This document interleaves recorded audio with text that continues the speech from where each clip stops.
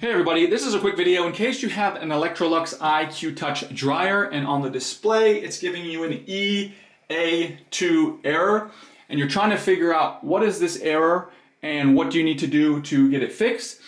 So first of all, what the error is that the dryer is detecting that it's getting too much voltage from the outlet, from the source.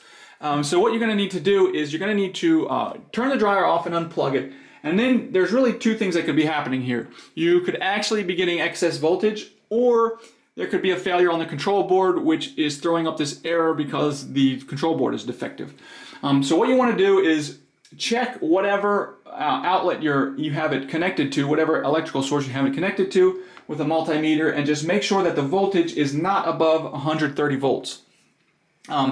If the voltage is above 130 volts, it's normal that you would get this error, and you need to either fix that plug or plug it into an outlet that's giving you proper electricity. If it's not giving you above 130, you shouldn't be getting this error, and then it's a control board issue, and you're going to need to replace the control board. And I'll go ahead and put a link in the description to a tutorial on how to replace the control board in your dryer.